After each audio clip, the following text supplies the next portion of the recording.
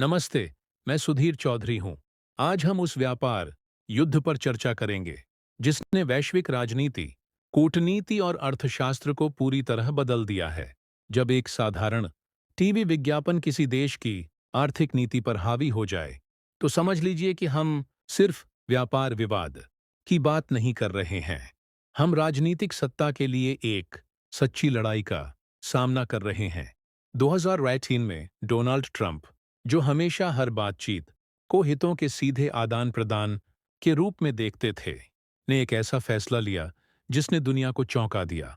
उन्होंने एक टीवी विज्ञापन के आधार पर कनाडा के साथ व्यापार वार्ता समाप्त करने की घोषणा कर दी।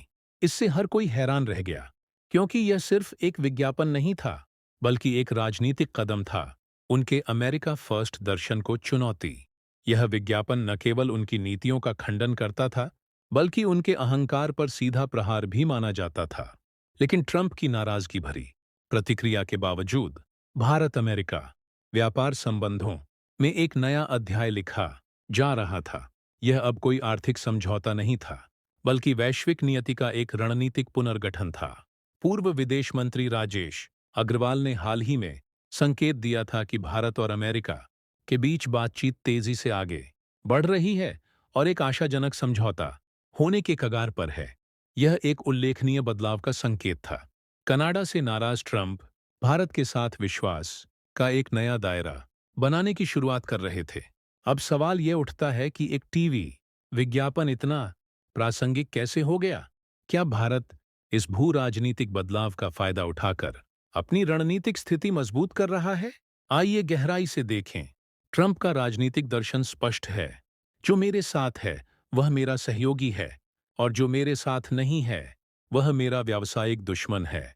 जब कनाडा के प्रधानमंत्री जस्टिन ट्रूडो की पार्टी ने ट्रंप का मजाक उड़ाते हुए एक विज्ञापन प्रसारित किया, तो तुरंत प्रतिक्रिया हुई।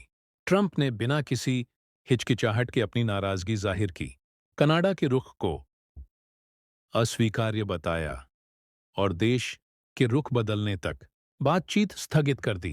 कुछ लोग इसे अहंकार कहते हैं, तो कुछ रणनीति, लेकिन ट्रंप के इस कदम का स्पष्ट राजनीतिक उद्देश्य था। घरेलू स्तर पर यह संदेश देना कि वह किसी के आगे नहीं झुकेंगे। एक ऐसी रणनीति जिसने उनके समर्थकों के बीच उनकी लोकप्रियता को बढ़ाया। हालांकि भारत के साथ स्थिति अलग थी। ट्रंप भारत के साथ संबंध तोड़ना नहीं चाहते थे, वे उन्हें मजबूत करना चाहते थे। तर्क सरल था, अगर कोई देश तकनीक, ऊर्जा और रक्षा जैसे क्षेत्रों में अमेरिकी बाजारों को बढ़ावा दे सकता है, तो वह भारत ही होगा।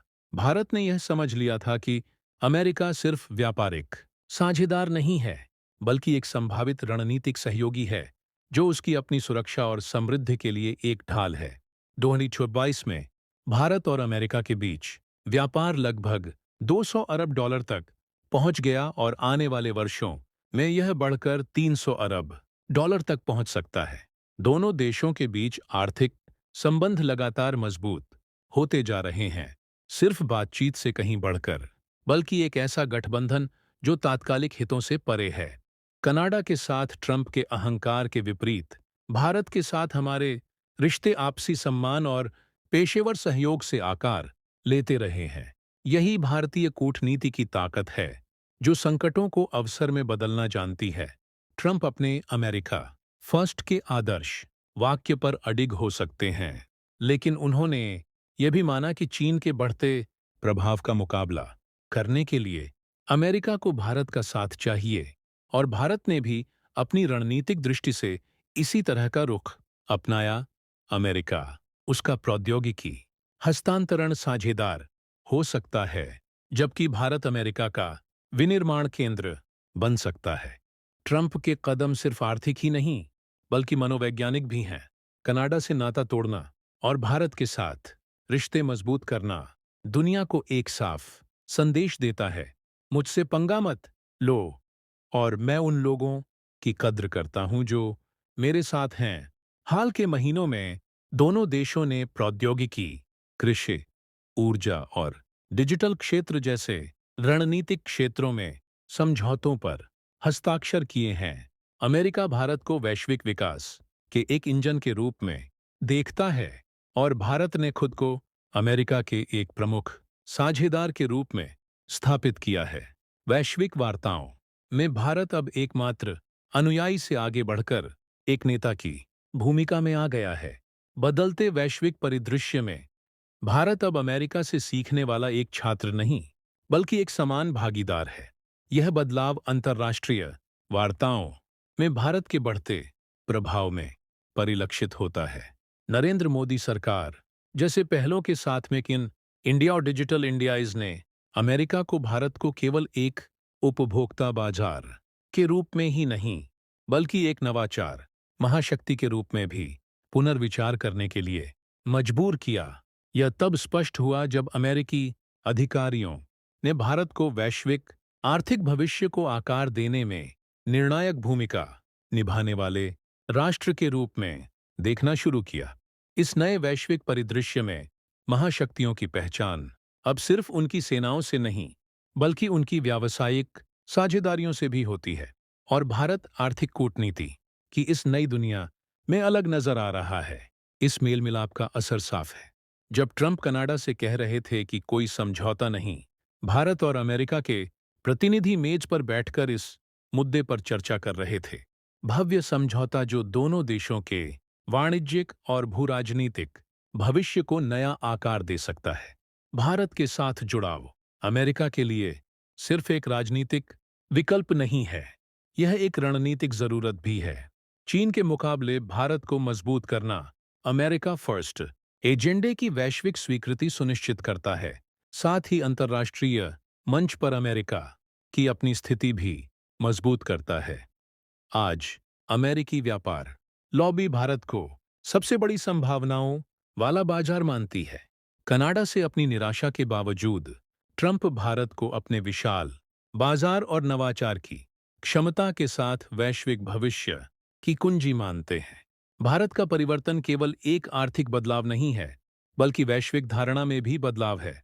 भारत एक ऐसा राष्ट्र बन गया है जो न केवल अपने हितों की रक्षा करता है, बल्कि अन्य देशों के साथ लाभकारी संबंध बनाना भी जानता है। अंततः कनाडा के साथ विवाद और भारत के साथ सुलह दो विपरीत दिशाओं के प्रतिबिंब हैं। समानता और सम्मान पर आधारित साझेदारी को चुनकर भारत वाणिज्यिक कूटनीति के एक नए युग की शुरुआत कर रहा है। आज भारत वैश्विक मंच पर एक विकल्प नहीं, बल्कि एक दायित्व बन गया है।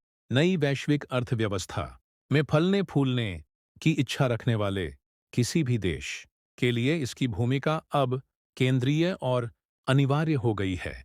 भारत की उन्नति की यात्रा पूर्व निर्भरता से आत्मनिर्भरता और वैश्विक नेतृत्व तक केवल आर्थिक नीति की कहानी नहीं है, बल्कि भू राजनीतिक परिवर्तन की भी कहानी है। जब ट्रंप समझौते तोड़ने की बात करते हैं, तो वह कनाडा के साथ होता है, लेकिन भारत अपनी ताकत और दूरदर्शिता के साथ कभी भी उस समीकरण का हिस्सा नहीं होगा। और यही, मेरे दोस्तों, असली विश्लेषण है। कनाडा में असफलता से भारत में सफलता तक का सफर। और अगर आपको यह विश्लेषण पसंद आया हो, तो लाइक, शेयर और सब्सक्राइब करना न भूलें, क्योंकि ऐसी खबरें सिर्फ खबरें नहीं होती, ये भविष्य का प्रतिबिंब होती हैं। मैं सुधीर चौधरी हूं और अगले एपिसोड में एक और सच्ची कहानी लेकर आपसे मिलूंगा। तब मिलते हैं।